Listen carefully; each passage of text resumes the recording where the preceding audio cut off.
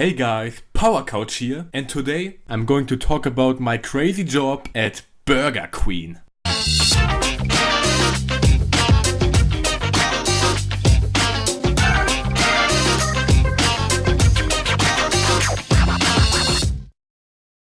Yeah, I know, I'm probably not the first one to talk about this topic.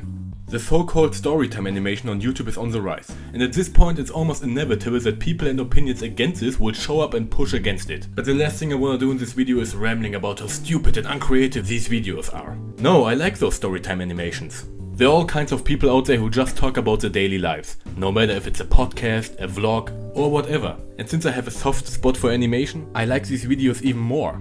It's nice and simply interesting to hear people talk about what bad and good things they've been through. It is relatable and it shows that we all go through wonderful and awful situations sometimes. Anyway, that doesn't mean I won't look with a critical eye on this new, trendy hot thing. So let's take a closer look at it and discuss, shall we? This is an argument that is thrown a lot against this sort of channels. Now, truth be told, I think it's true that the majority of these videos are somewhat related to awkward social situations. Now, of course, I don't know the exact reason why this is the case, but honestly I think you can guess why. The likes of Domix, Swoozy, and especially the odd ones out and JaidenAnimations freaking exploded with this stuff. So it is possible that a lot of people saw this as an opportunity to get famous with easily. Now that being said, I'm just making assumptions here. I'm not saying it's a fact or that everyone had that idea. It's just an option, a thought, which I don't want to leave out. Even if you decide to become one of those Storytime animators, doing this kind of stuff is still a lot of work. I'm just saying it's possible and that these kinds of videos are trending right now. Many people were probably just inspired by these guys and were into YouTube and artsy stuff anyway. So I think it's not too far-fetched that they said to themselves, hey, I like making videos, drawing, and have some stories and messages to share. People just see how their idols were brave enough to share some of their embarrassment with other people on the internet. And it is likely that this inspired a lot of people to go out there and share their thoughts and lessons with others too.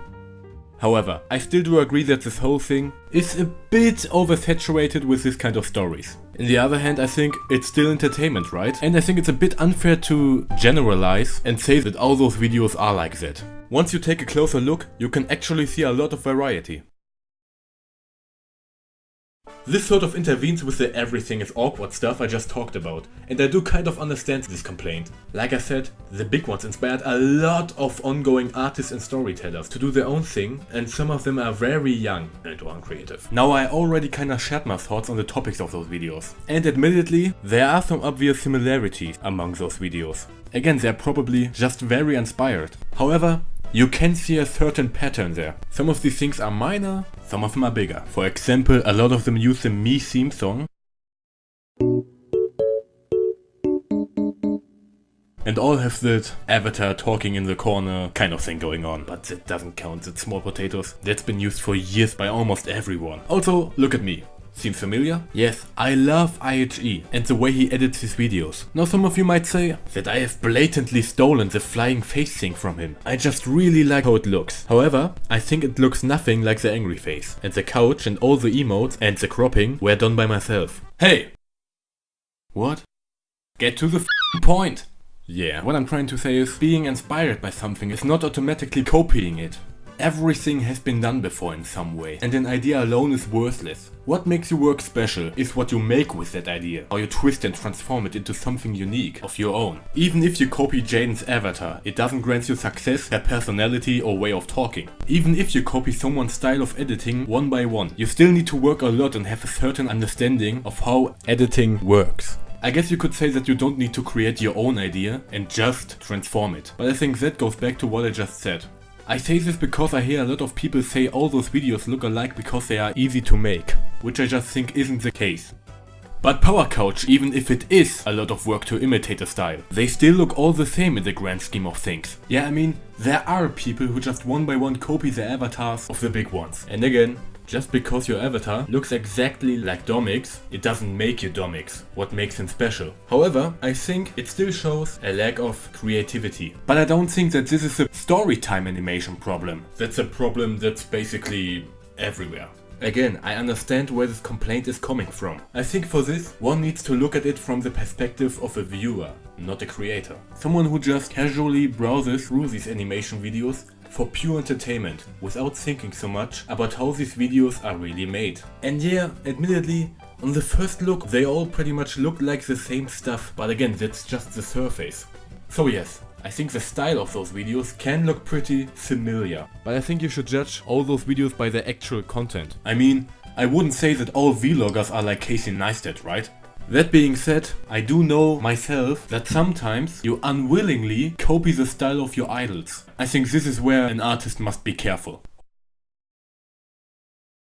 So this is probably the point most people seem to dislike, but I think we need to take a few other things out of the way before. The big ones, like JaidenAnimations, Dormix, TimTom and a lot of others are already animating their videos in the traditional way, by which I mean fluid movement created frame by frame, and some keyframes. However, while gradually putting in more and more fluid animation, The Odd Ones Out, for example, relies more on something similar to animatics. And animatics is basically a moving storyboard. It isn't completed and fully animated, but it still creates the necessary movement and pacing for the finished product. And since it takes mostly less time to animate, most of the smaller Storytime channels of course use this method too. And this seems to annoy a lot of people. First off, yes, I think it's important to know when you can call your work fully animated and when you simply shouldn't. Just because it's not fluidly animated doesn't mean it's automatically worse. And I think we still need to be able to tell the difference between works like these from works like this one.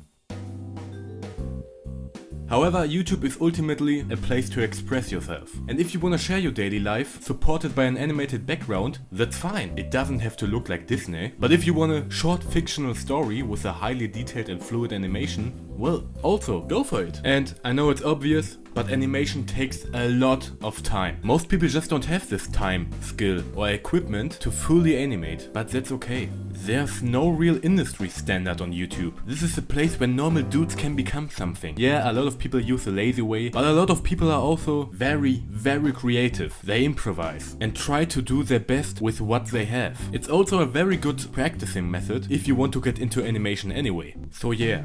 Know your own capabilities, know how to improve, and if you're not that good at animating yet, don't hold yourself back, create videos, try to get better, just try.